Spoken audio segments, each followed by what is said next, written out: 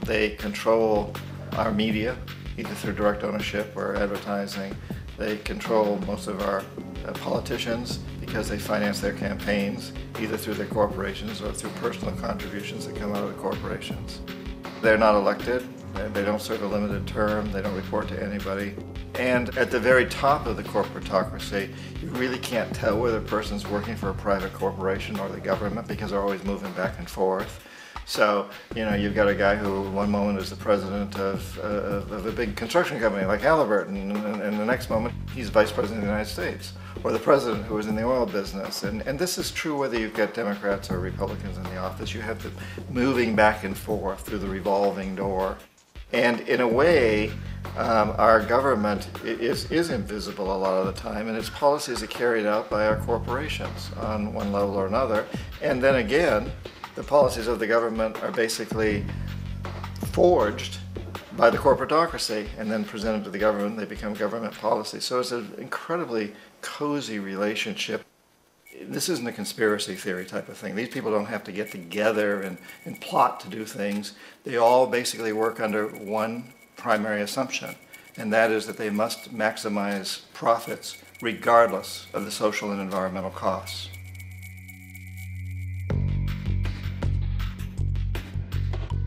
This process of manipulation by the corporatocracy through the use of debt, bribery, and political overthrow is called globalization.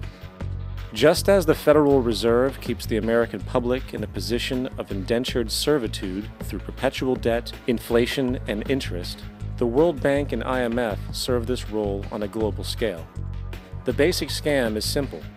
Put a country in debt either by its own indiscretion or through corrupting the leader of that country, then impose conditionalities or structural adjustment policies, often consisting of the following. Currency devaluation. When the value of a currency drops, so does everything valued in it. This makes indigenous resources available to predator countries at a fraction of their worth. Large funding cuts for social programs.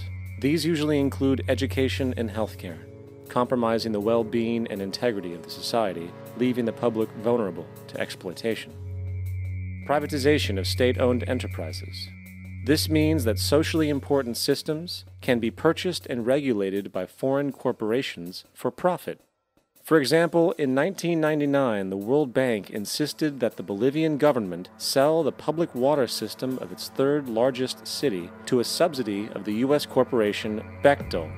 As soon as this occurred, water bills for the already impoverished local residents skyrocketed.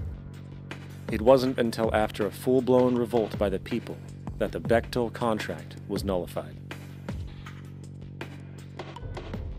Then there is trade liberalization, or the opening up of the economy through removing any restrictions on foreign trade. This allows for a number of abusive economic manifestations, such as transnational corporations bringing in their own mass-produced products, undercutting the indigenous production and ruining local economies. An example is Jamaica, which, after accepting loans and conditionalities from the World Bank, lost its largest cash crop markets due to competition with Western imports. Today, countless farmers are out of work, for they are unable to compete with the large corporations. Another variation is the creation of numerous, seemingly unnoticed, unregulated, inhumane sweatshop factories, which take advantage of the imposed economic hardship. Additionally, due to production deregulation, environmental destruction is perpetual, as a country's resources are often exploited by the indifferent corporations while outputting large amounts of deliberate pollution. The largest environmental lawsuit in the history of the world today is being brought on behalf of 30,000 Ecuadorian Amazonian people against Texaco, which is now owned by Chevron. So today it's against Chevron, but for activities conducted by Texaco. Estimated to be more than 18 times what the Exxon Valdez dumped into the coast of Alaska. In the case of Ecuador, it wasn't an accident. The oil companies did it intentionally. They knew they were doing it to save money out there rather than arranging for proper disposal. Furthermore, a cursory glance at the performance record of the World Bank reveals that the institution which publicly claims to help poor countries develop and alleviate poverty, has done nothing but increase poverty and the wealth gap, while corporate profits soar. In 1960, the income gap between the fifth of the world's people in the richest countries versus the fifth in the poorest countries was 30 to 1. By 1998, it was 74 to 1. While global GNP rose 40% between 1970 and 1985, those in poverty actually increased by 17%. While from 1985 to 2000, those living on less than $1 a day increased by 18%. Even the Joint Economic Committee of the U.S. Congress admitted that there is a mere 40% success rate of all World Bank projects. In the late 1960s, the World Bank intervened in Ecuador with large loans. During the next 30 years, poverty grew from 50% to 70%. Under or unemployment grew from 15 to 70%. Public debt increased from $240 million to $16 billion, while the share of resources allocated to the poor went from 20% to 6%. In fact, by the year 2000, 50% of Ecuador's national budget had to be allocated for paying its debts. It is important to understand the World Bank is, in fact, a U.S. bank, supporting U.S. interests. For the United States holds veto power over decisions, as it is the largest provider of capital. And where did it get this money? You guessed it, it made it out of thin air through the fractional reserve banking system. Of the world's top 100 economies, as based on annual GDP, 51 are corporations, and 47 of that 51 are U.S.-based. Walmart, General Motors, and Exxon are more economically powerful than Saudi Arabia, Poland, Norway, South Africa, Finland, Indonesia, and many others.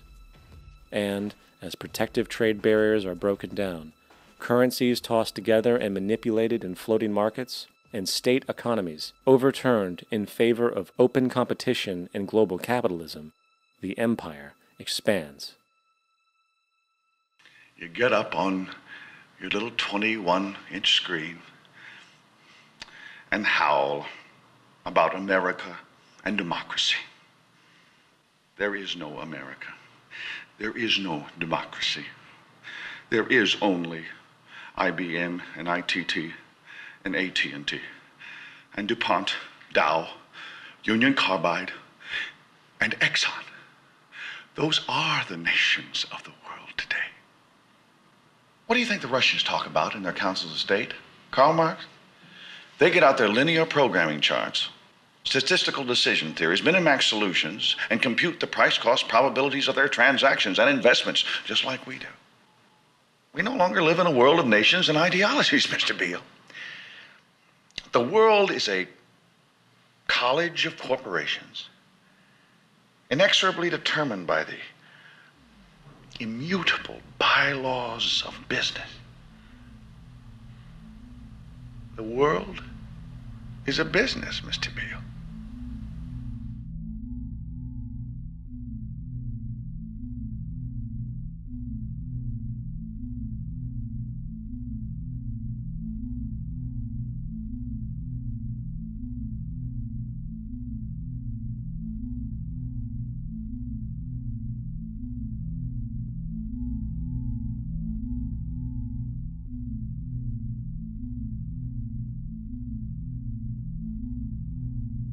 The world is being taken over by a handful of business powers who dominate the natural resources we need to live while controlling the money we need to obtain these resources.